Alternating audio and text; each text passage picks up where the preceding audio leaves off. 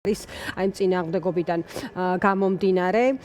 ვიცით რომ დღესაც 23-ში ჩანიშნული არის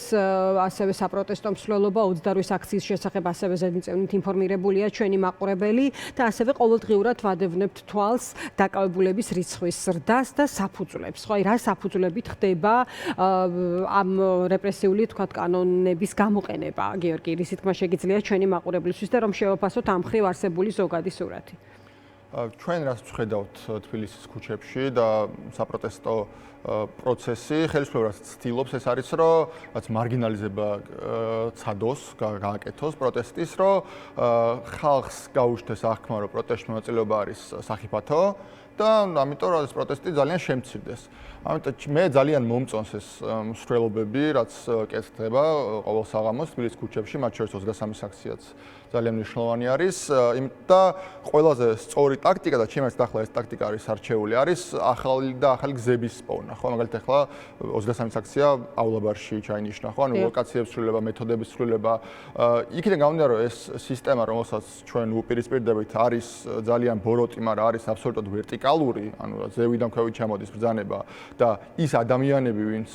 ქუჩაში უპირისპირდებიან მომიტინგებს და ასე შემდეგ, მათ არ აქვს დამოუკიდებლობა, მათ არ აქვს რაც გადაწყვეტილების მიღების რაც თავისუფლება.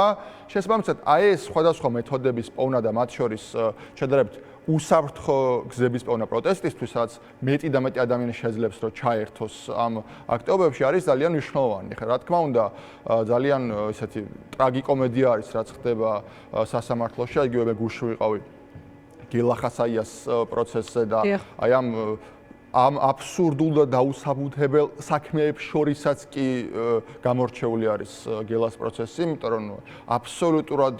არანაირი, ანუ არათუ მტკიცებულება, ანუ ეს ხო არც აქციაზე რამე მოხდა დარბევა ან რაღაც და იქ რამეს აბრალებენ, არა, უბრალოდ ადამიანს აბრალებენ, რომ ვიღაც ცემა, რომელსაც არც კი იცნობს და საერთოდ იქ არც ყოფილა, ხო, ანუ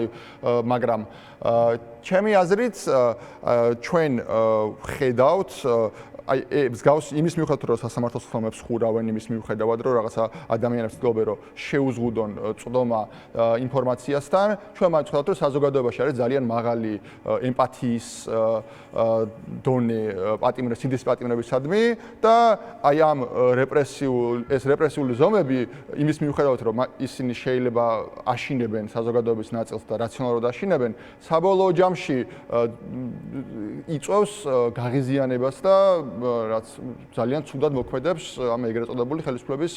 რეიტინგზე. ამიტომ ეს არ არის ეგეთი პროცესი, რომ ჩვენ უბრალოდ ზარალდებით და ისინი ხეირობენ, არა, ჩემი აზრით მათთვის აი ეს გელა ხასაიასნაირი ან თუნდაც როდესაც აბსოლუტურად არაფერს როცა არ არღვევენ მომიტინგეები და დგანან უბრალოდ კაკაბაძის ქუჩაზე როგორც გუშინ წინ იყო და უბრალოდ უმიზეზოდ იწყებენ მათ დაკავებას, ეს რა თქმა უნდა აზარალებს რეჟიმს. კი ბატონო, მადლობა გიორგი. ახლა გადავალ ბექასთან. ბექა ხალიბეგაშვილი იმყოფება ქართული რესპუბლიკის დამფუძნებელი. იმყოფება ასევე ჩვენთან